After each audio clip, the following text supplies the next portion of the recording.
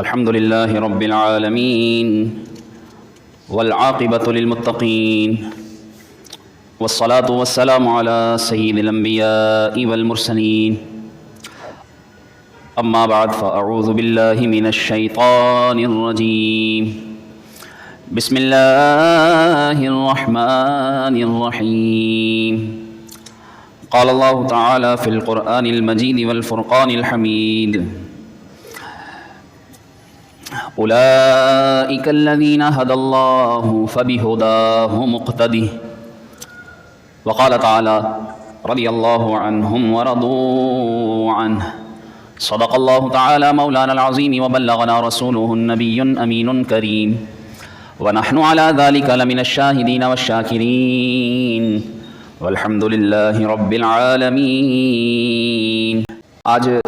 2 فروری سن 2024 21 رجب المرجب 1445 سنہ ہجری، جو آیہ کریمہ میں نے آپ کے سامنے تلاوت کی، اولئک الذین ھدی اللہ فبہداہ مقتدہ، یہ ہیں وہ لوگ جنہیں اللہ نے ہدایت عطا فرمائی تو انہی کی ہدایت کی وجہ سے ان کی پیروی کرو، جسے رسول اللہ صلی اللہ علیہ وآلہ وسلم نے یوں بیان فرمایا ہے، اصحابی کالنجوم فبأیہم اقتدیتم اہتدیتم، میرے صحابہ ستارے کی مانند ہیں، ستاروں کی طرح ہیں، تم ان میں سے جس کی بھی پیروی کرو گے ہدایت پا جاؤ گے۔ اور انہی صحابہ سے متعلق اللہ نے ارشاد فرمایا رضی اللہ عنہم ورضوا عنہ، کہ یہ وہ ہیں کہ جن سے اللہ راضی ہوا اور یہ اللہ سے راضی ہو گئے۔ اس لیے صحابہ کی ایک الگ ہی شان ہے، ایک نرالی شان ہے، انہیں اللہ تعالیٰ نے جو مقام اور مرتبہ دیا ہے، اپنی رضا کا مجدہ قرآن کریم میں سنایا ہے کہ پہلے اپنی رضا اور پھر ان کا راضی ہونا بیان فرمایا ہے۔ ایسے ہی نہیں بلکہ انہوں نے دین کے راستے میں بڑی تکلیفیں جھیلی ہیں، مشقتیں اٹھائی ہیں، ظلم و ستم سہے ہیں، اور اللہ کو بھی اور اس کے رسول کو بھی راضی کیا خود سے، اور اللہ کے دین کو رسول اللہ صلی اللہ علیہ وسلم سے کما حقہ حاصل بھی کیا اور حاصل کر کے ہم تک آگے پہنچایا بھی۔ اس لیے رسول اللہ صلی اللہ علیہ وسلم نے یہ انہیں ذمہ داری دے دی تھی، بلغوا عنی ولو آیا، میری طرف سے ایک چھوٹی سی بات بھی ہو تم پہنچا دو۔ اور صحابہ نے اس میں جس طرح رسول اللہ صلی اللہ علیہ وسلم نے اللہ کا پیغام ہم تک پہنچانے میں کوئی کوتاہی نہیں کی، صحابہ کرام علیہم الرضوان نے بھی رسول اللہ صلی اللہ علیہ وآلہ وسلم کی لائی ہوئی تعلیمات، بتائی ہوئی باتیں، لایا ہوا دین ہم تک پہنچانے میں ذرہ برابر بھی کوتاہی نہیں کی۔ اور یہ ہیں، اسی لیے ان صحابہ کو رب العالمین نے یہ شان عطا فرمائی۔ ان صحابہ میں سے ایک صحابی ہیں سیدنا ابن ابی سفیان، حضرت امیر معاویہ رضی اللہ تعالیٰ عنہ، جو ابو سفیان کے بیٹے ہیں، اور ابو سفیان بھی مسلمان ہوئے۔ کتابوں میں لکھا ہے کہ جس طرح ابو سفیان جو کہ فتح مکہ کے موقع پر ان کے گھر کو رسول اللہ صلی اللہ علیہ وآلہ وسلم نے جائے پناہ قرار دیا تھا کہ جو ابو سفیان کے گھر میں پناہ لے لے گا وہ بھی امن پا جائے گا، اور ابو سفیان کی بیٹی سیدتنا ام حبیبہ رضی اللہ تعالیٰ عنہ وہ رسول اللہ صلی اللہ علیہ وآلہ وسلم کی زوجہ ہیں۔ اس اعتبار سے یہ ابو سفیان رسول اللہ صلی اللہ علیہ وسلم کے سسر اور حضرت امیر معاویہ رضی اللہ تعالیٰ عنہ ام حبیبہ کے بھائی ہونے کے ناطے رسول اللہ صلی اللہ علیہ وآلہ وسلم کی زوجہ کے بھائی اور اس امت کے ماموں کہلاتے ہیں۔ جس طرح صحابیات جو رسول اللہ صلی اللہ علیہ وسلم کی ازواج ہیں وہ امت کی مائیں ہیں، تو ان کے جو بھائی کہلائے وہ امت کے ماموں کہلائے۔ اور ان کے بارے میں یہ آتا ہے کہ یہ آپ جب رسول اللہ صلی اللہ علیہ وآلہ وسلم کی عمر ظاہری عمر 35 سال تھی، جب آپ نے اعلان نبوت کیا 40 سال کی عمر میں، تو آپ کے اعلان نبوت سے 5 سال پہلے یہ پیدا ہوئے حضرت امیر معاویہ، اور صلح حدیبیہ کے بعد یہ دل ہی دل میں تو مسلمان ہو چکے تھے، لیکن انہوں نے جب فتح مکہ ہوئی اس وقت اپنے اسلام کا اعلان فرمایا۔ ان کا مقام اور مرتبہ کیا ہے کہ اللہ کے رسول صلی اللہ علیہ وآلہ وسلم نے انہیں دعاؤں سے نوازا ہے۔ کیسے دعاؤں سے نوازا ہے؟ ایک مرتبہ ارشاد فرمایا اللہم اجعلہ ہادیا ومہدیا واہد بہ، یا اللہ اسے یعنی امیر المؤمنین سیدنا امیر معاویہ رضی اللہ تعالیٰ عنہ کو اے اللہ تو ایسا ہدایت پانے والا بنا دے کہ یہ ہدایت یافتاؤں میں لکھا جائے اور اس کے ذریعے لوگ ہدایت پائیں۔ اور آپ صلی اللہ علیہ وسلم نے ایک مرتبہ ارشاد فرمایا اللہم مکن لہو فی البلاد وقہ سوء العذاب، کہ یا اللہ اسے شہروں میں تسلط عطا فرما، اسے غلبہ، اسے فتوحات عطا فرما، اور اسے برے عذاب سے محفوظ فرما۔ کتابوں میں لکھا ہے یہ دعائے رسول کی برکت تھی کہ حضرت امیر معاویہ رضی اللہ تعالیٰ عنہ کے ذریعے کئی علاقے مسلمانوں کی زیر نگرانی تسلط میں آئے اور مسلمانوں نے فتح حاصل کی، اور زیادہ تر حصہ جو افریقہ کے اندر جتنے لوگ اس وقت مسلمان ہوئے وہ آپ کے دور حکومت میں ہوئے۔ اور آپ کے لیے رسول اللہ صلی اللہ علیہ وسلم نے یہ بھی دعا فرمائی، اللہم علمہ الکتاب والحساب، یا اللہ انہیں کتاب کا علم بھی عطا فرما اور انہیں حساب کا علم بھی عطا فرما۔ آپ باقاعدہ حساب دان تھے، اور سنت رسول سے ایسی محبت تھی، کتابوں میں لکھا ہے کہ صحابہ فرماتے ہیں کہ ہو بہو جیسی نماز رسول اللہ صلی اللہ علیہ وسلم پڑھا کرتے تھے ویسی ہی نماز حضرت امیر معاویہ رضی اللہ تعالیٰ عنہ فرماتے تھے، کہ ان سے زیادہ رسول اللہ جیسی نماز پڑھتے اور کسی کو نہیں پایا۔ آپ کاتب وحی ہیں، کتابوں میں لکھا ہے کہ آپ رضی اللہ تعالیٰ عنہ باقاعدہ حضور صلی اللہ علیہ وآلہ وسلم کے سامنے بیٹھ کر وحی لکھا کرتے تھے۔ ابن عباس، جو حضرت عباس حضور کے چچا، ان کے بیٹے ابن عباس عبداللہ بن عباس، وہ آپ کے بارے میں گواہی دیتے ہیں، جبکہ خود وہ بہت بڑے فقیہ ہیں جنہیں حبر الامہ کہا گیا ہے، امت کا بڑا عالم، اور وہ ان کے بارے میں کہتے ہیں کہ ان سے پوچھا گیا کہ کون ہیں یہ امیر معاویہ، کیسے ہیں؟ تو فرماتے ہیں انہ فقیہ، یہ بہت زبردست قسم کے فقیہ ہیں، یعنی دین کی سمجھ رکھنے والے ہیں۔ تو یہ صحابہ کی بھی ان کے بارے میں گواہی ہے۔ اور آپ صلی اللہ علیہ وآلہ وسلم نے ارشاد فرمایا، جب حضرت ام حرام رضی اللہ تعالیٰ عنہ جو حضرت عبادہ بن صامت کی زوجہ ہیں، وہ کہتی ہیں کہ آپ صلی اللہ علیہ وسلم کو میں نے فرماتے سنا، اول جیش من امتی یغزون البحر قد اوجبوا، کہ میری امت میں سے جو سب سے پہلا لشکر سمندر میں جہاد کرے گا ان کے لیے اللہ نے جنت واجب فرما دی ہے۔ اور پھر حضرت ام حرام نے پوچھا، یا رسول اللہ کیا میں ان میں سے ہوں؟ آپ صلی اللہ علیہ وسلم نے فرمایا ہاں تم انہی میں سے ہو۔ تو یہ اپنے شوہر کے ساتھ حضرت عبادہ بن صامت کے ساتھ باقاعدہ اس غزوے میں شامل ہوئیں کہ جسے حضرت امیر معاویہ رضی اللہ تعالیٰ عنہ نے روانہ فرمایا۔ تو اس مجدہ رسول، خوشخبری رسول کی بنا پر حضرت امیر معاویہ رضی اللہ تعالیٰ عنہ لشکر کی سپہ سالاری کے اعتبار سے حضرت امیر معاویہ رضی اللہ تعالیٰ عنہ کے لیے گویا کہ جنت کی سند دے رہے ہیں۔ اور ساتھ ہی آپ صلی اللہ علیہ وسلم نے ایک موقع میں فرمایا، اول جیش من امتی یغزون مدینہ قیصر مغفور لہم، اور میری امت میں سے جو پہلا لشکر جو قیصر کے شہر کے اوپر حملہ کرے گا وہ لشکر بھی اللہ کی طرف سے بخشش یافتہ ہوگا۔ پھر ام حرام نے پوچھا کہ یا رسول اللہ میں ان میں سے ہوں؟ آپ نے فرمایا تم ان میں سے نہیں۔ اور یہ کون سا شہر تھا؟ یہ قسطنطنیہ، جو موجودہ ترکی کا شہر استنبول کہلاتا ہے۔ تو وہاں تک یہ رسول اللہ صلی اللہ علیہ وسلم کے صحابہ جہاد پر گئے، اور آپ صلی اللہ علیہ وآلہ وسلم نے ان شہروں کی خبریں آپ نے مکے اور مدینے میں بیٹھ کر ارشاد فرمائی ہیں۔ یہ ہے آپ صلی اللہ علیہ وآلہ وسلم کا علم کا عالم کہ باقاعدہ صحابیہ کے بارے میں فرماتے ہیں۔ اور یہ لشکر کب روانہ ہوئے؟ جب رسول اللہ صلی اللہ علیہ وآلہ وسلم کی وفات ظاہری ہو گئی، اس کے بعد حضرت ابو بکر صدیق، حضرت عمر، حضرت عثمان، حضرت علی کا دور خلافت ختم ہو گیا، یعنی 20، 25، 30 سال کے بعد حضرت امیر معاویہ رضی اللہ تعالیٰ عنہ جو کہ 40 سال ملک شام کے خلیفہ رہے ہیں، وہاں پر حکمران حاکم رہے ہیں، اور اس دوران انہوں نے وہ لشکر بھیجے ہیں، اور ام حرام کو پہلے ہی آپ نے خوشخبری عطا فرمائی کہ تم ان میں شامل ہوں گی۔ یعنی یہ بھی بتا دیا کہ وہ لشکر وہاں جائے گا، یہ بھی بتا دیا کہ تم اس وقت تک اس لیے کہ تم زندہ رہو گی اس لیے اس میں شامل ہوگی، اور جس میں نہیں رہنا تھا انہوں نے اس کے بارے میں فرما دیا تم ان میں نہیں ہو۔ تو یہ آپ صلی اللہ علیہ وسلم کی شان، اور ایک طرف حضرت امیر معاویہ رضی اللہ تعالیٰ عنہ کا مقام۔ اس لیے سیدنا عبداللہ بن مبارک جو بہت بڑے محدث ہیں، ان سے کسی نے پوچھا کہ حضرت امیر معاویہ افضل ہیں یا حضرت عمر بن عبدالعزیز افضل ہیں؟ تو کیا ارشاد فرمایا الغبار الذي دخل في انف فرس معاویہ مع النبی صلی اللہ علیہ وسلم، کہتے ہیں کہ وہ غبار جو رسول اللہ صلی اللہ علیہ وسلم کے ساتھ جہاد کرتے ہوئے معاویہ کے گھوڑے کی ناک میں داخل ہوا، جو مٹی ناک میں گھوڑے کی داخل ہوئی، عمر بن عبدالعزیز اس گھوڑے کی مٹی سے بھی کم ہے، اور اس سے زیادہ مقام ہے حضرت امیر معاویہ رضی اللہ تعالیٰ عنہ کا۔ کیا مقام ہوگا، کیا شان ہوگی، جبکہ امیر معاویہ رضی اللہ تعالیٰ عنہ کے علاوہ حضرت عمر بن عبدالعزیز رضی اللہ تعالیٰ عنہ کی دور خلافت کو بعض نے خلافت راشدہ تک کا درجہ دیا ہے۔ اس کے باوجود حضرت امیر معاویہ رضی اللہ تعالیٰ عنہ کو اتنے بڑے محدث کہتے ہیں کہ یہ عمر بن عبدالعزیز سے افضل ہیں، اس لیے کہ ان کا مقام ہے، کیونکہ یہ صحابی ہیں، یہ وہ صحابی ہیں جنہوں نے رسول اللہ کے پیچھے کھڑے ہو کر نمازیں ادا فرمائی ہیں، اور یہی ہیں وہ کہ جو باقاعدہ صحابہ کی، اہل بیت کی تعظیم عزت کیا کرتے تھے۔ اس لیے عزت کیا کرتے تھے، کتابوں میں آتا ہے کہ حضرت امام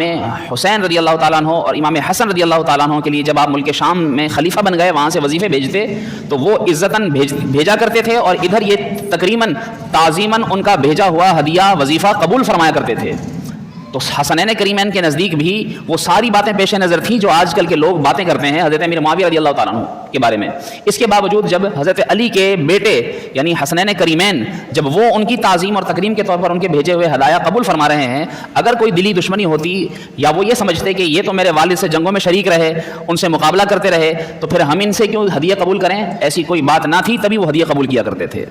تو یہ اشارہ ہے اس بات کی طرف حضرت امیر معاویہ رضی اللہ تعالیٰ عنہ کے بارے میں حسنین کا کیا نظریہ تھا وہ بھی واضح ہو جاتا ہے. اور پھر ایک مرتبہ امام حسین رضی اللہ تعالیٰ عنہ جب ملاقات کے لیے حضرت امیر معاویہ کے پاس گئے،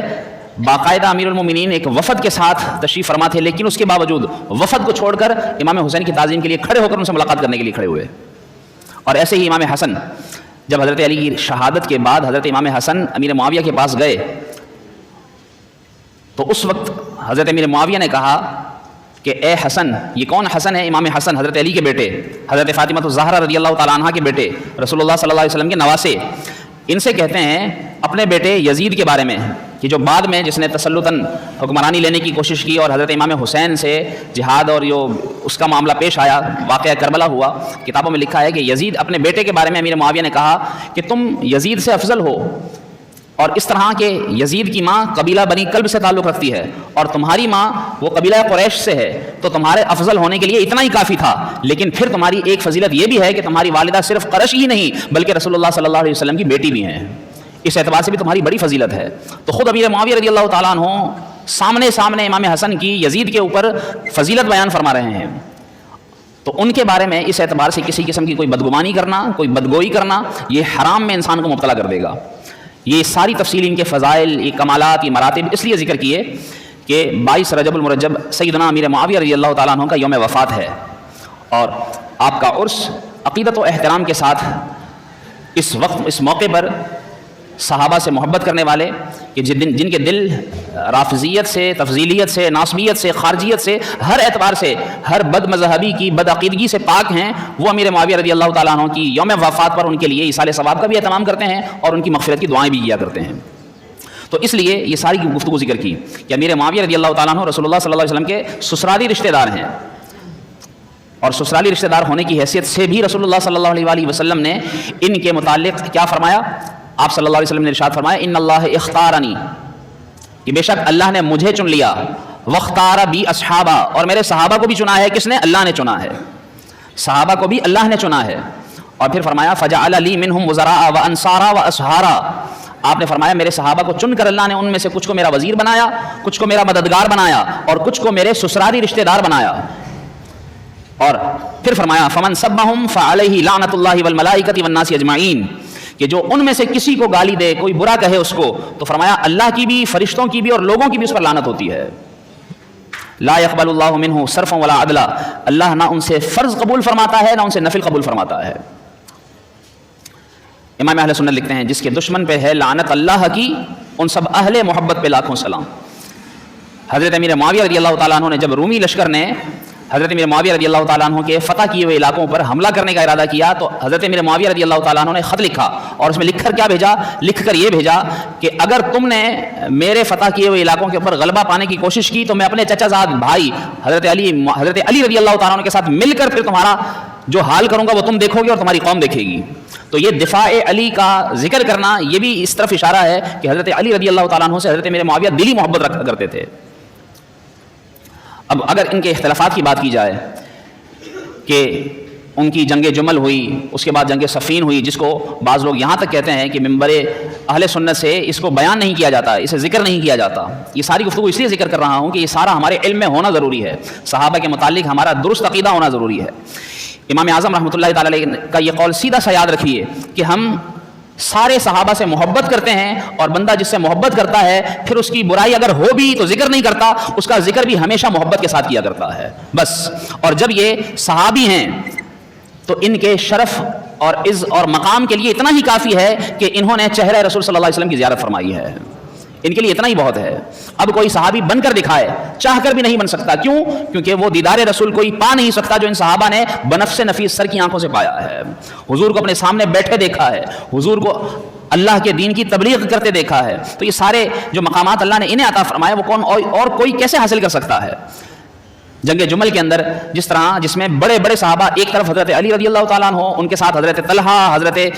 طلحہ کے ساتھ حضرت زبیر رضی اللہ تعالیٰ عنہ، بی بی عائشہ صدیقہ رضی اللہ تعالیٰ عنہ، اور ان کے مقابلے میں حضرت امیر معاویہ تھے. تو کہتے ہیں کہ یہ ان کی جنگ ہوئی اور یہ جنگ آپس میں مسلمان لڑے اور امیر معاویہ نے حضرت علی کے اوپر جو ہے وہ تلوار اٹھائی یا ان کا مقابلہ ہوا. تو کتابوں میں لکھا ہے، تو یاد رکھیے کہ یہ سارے کے سارے ان کا یہ اس جنگ کو بھی نہ روک پانا اس بات کی طرف اشارہ تھا کہ اول تو ان میں سے کسی کے بس کی بات نہیں تھی. اور اگر کوئی یہ کہے کہ خاص امیر معاویہ کی دشمنی تھی حضرت علی سے، تو اس کی واضح سی توضیح علماء نے یہ توجیہ بیان کی ہے کہ اگر امیر معاویہ رضی اللہ تعالیٰ عنہ کو دشمنی تھی تو کیا دیگر صحابہ کو بھی دشمنی تھی؟ دیگر صحابہ بھی تو تھے، لیکن جب دیگر صحابہ کے بارے میں بات نہیں اٹھائی جاتی تو خاص امیر معاویہ کا نام کیوں لیا جاتا ہے؟ اس لیے یہ دراصل ان کی علمی اور اجتہادی خطا تھی. اور رسول اللہ صلی اللہ علیہ وآلہ وسلم نے ارشاد فرمایا کہ جو مسلمان کسی دینی معاملے کے اندر اجتہاد کرتا ہے تو اجتہاد کرنے والا اگر درست پہنچے تو اللہ پاک اسے 2 نیکیاں، اور اگر وہ کوئی غلطی کر جائے تو پھر بھی اللہ تعالیٰ اسے 1 نیکی عطا فرماتا ہے کہ وہ دین کے معاملے میں اجتہاد کرتا ہے. تو وہ ان کی اجتہادی خطا تھی. اگر حضرت علی رضی اللہ تعالیٰ عنہ حق پر تھے تو دوسری طرف حضرت امیر معاویہ کی اجتہادی خطا تھی. اس لیے ان کی اجتہادی خطا اللہ کے رسول صلی اللہ علیہ وآلہ وسلم کی طرف سے جو احادیث کے کلمات ملتے ہیں اس کی روشنی میں یہ معافی بلکہ ثواب کی گویا کہ حقدار تھی ان کی غلطی.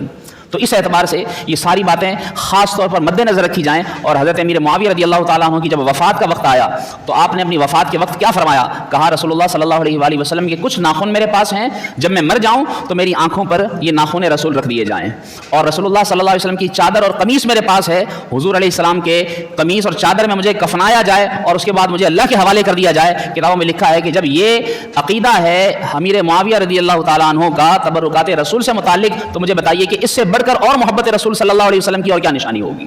کہ جو مرتے وقت بھی حضور علیہ الصلوۃ والسلام کی نشانیوں کو اپنے لیے تبرک بنا رہا ہے. تو پھر وہ کیسے ہو سکتا ہے کہ رسول اللہ صلی اللہ علیہ وسلم کے کسی صحابی سے وہ کوئی بغض رکھے گا، وہ کوئی دشمنی رکھے گا؟ ایک اجتہادی خطا، اسے علماء اہل سنت نے خاص کر واضح فرمایا ہے. اسی لیے جب 22 رجب المرجب پر آپ کے نام سے ایصال ثواب کیا جاتا ہے تو جو رافضی یا دیگر بد مذہب جو اس بات کو یہ کہیں کہ معاذ اللہ کہ ان کی وفات کی خوشی میں اہل سنت یہ ایصال ثواب کا اہتمام کرتے ہیں، ایسا کچھ نہیں ہے، بلکہ ان کے ایصال ثواب کا اہتمام کیا جاتا ہے اور ان کے لیے دعا کی جاتی ہے. اور صحابہ علیہم الرضوان جتنے بھی ہیں، جن میں سے ایک حضرت امیر معاویہ رضی اللہ تعالیٰ عنہ بھی ہیں. پھر آخر میں یہ بات ہمیں ذہن میں رکھنی چاہیے کہ رسول اللہ صلی اللہ علیہ وسلم نے ارشاد فرمایا میرے صحابہ ستاروں کی طرح ہیں، تم جس کے بھی پیچھے چلو گے اللہ تعالیٰ تمہیں ہدایت عطا فرما دے گا. اس اعتبار سے حضرت امیر معاویہ رضی اللہ تعالیٰ عنہ بھی رسول اللہ کے صحابی ہیں اور ہمیں ان کے متعلق یہ وہ باتیں یاد رکھنی چاہیے جو میں نے ذکر کی. اللہ پاک ہم سب کو درست عقائد، درست نظریات پر قائم رہتے ہوئے اللہ کریم ہمیں اپنے دین کی خدمت کرنے کی توفیق عطا فرمائے اور ہمیں آپ صلی اللہ علیہ وآلہ وسلم کی دین متین کی خدمت کے ساتھ ساتھ اپنی اصلاح کرتے رہنے کی توفیق عطا فرمائے. وہ لطف زندگی پایا نہیں کرتے جو یادیں مصطفیٰ سے دل کو بہلایا نہیں کرتے جو یادیں